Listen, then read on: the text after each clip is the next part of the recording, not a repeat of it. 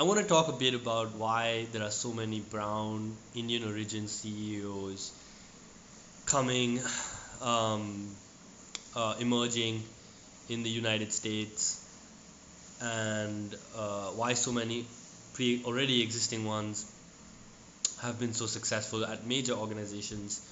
Um, there are lots of theories out there, but the thing that I would like to talk about, which is at the forefront of what I've been saying about culture and how culture has these underlying ideas that compound themselves over time in a sort of invisible way until they're finally very visible and very tangible, like in the form of these CEOs. And of course, there are a lot of different factors, and we should not neglect the other factors or negate them. There are many contributing factors such as nurture, nature, hard work, talent, luck, so on and so forth. But one thing that I think we can point to, which is the actual thing that the headlines are alluding to, is why India and why are they so successful here in the United States, right? That specifically those two countries, because hard work and luck and all that is true for everyone everywhere. But what is it about India that's special?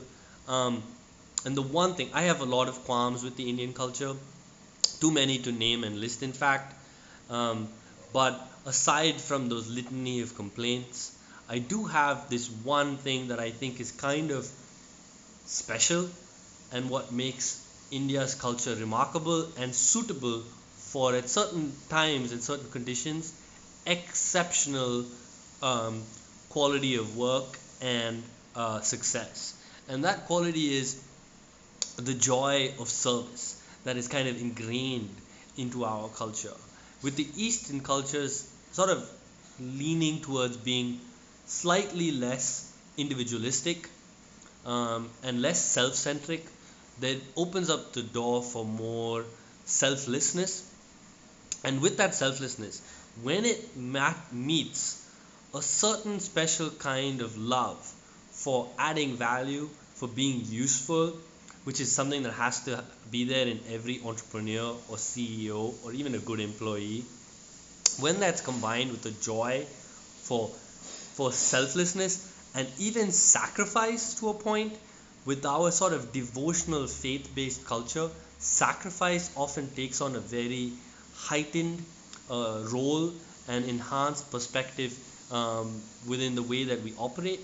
And I think that when those two things come to be, and someone develops a joy for their work and is able and willing to derive joy out of sacrifice for their work, it allows them to not only withstand high levels of pressure, um, but it enables a certain kind of unique perspective that I think differs from anything else that anyone from any other culture might be able to arrive at.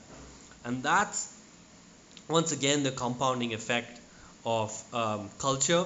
And this is in a situation in where I think certain cultural values and ideas that are so deeply embedded into our culture here, Indian culture, the, manifest themselves in a really remarkable way, in a really positive way in this particular instance. Um, so the thing that we can see in Sundar Pichai and Satya Nadella and so on and so forth, and of course they went to IIT and and great colleges and things like that, but as a particular gentleness with which they handle pressure, and there's a particular um, astuteness and compassion and intelligence and sharpness that they have for execution and for delivering messages and for conversing, and of course expressing ideas and articulating yourself, and even above and beyond that, the art of persuasion is super important. But I believe it's the ability within these massive organizations to actually demonstrate not just a passion for your work, but a joy that you derive for sacrificing yourself for the organization.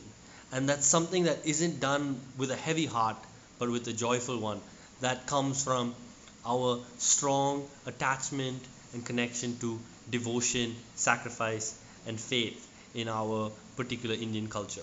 And I think that kind of at least touches the surface of why these Indian CEOs are being so successful in these major organizations, United States and even beyond. What do you guys think? Do you think that I'm making sense? Is it totally crazy what I'm saying? Do you disagree, agree, or do you think it's something else entirely? Let me know.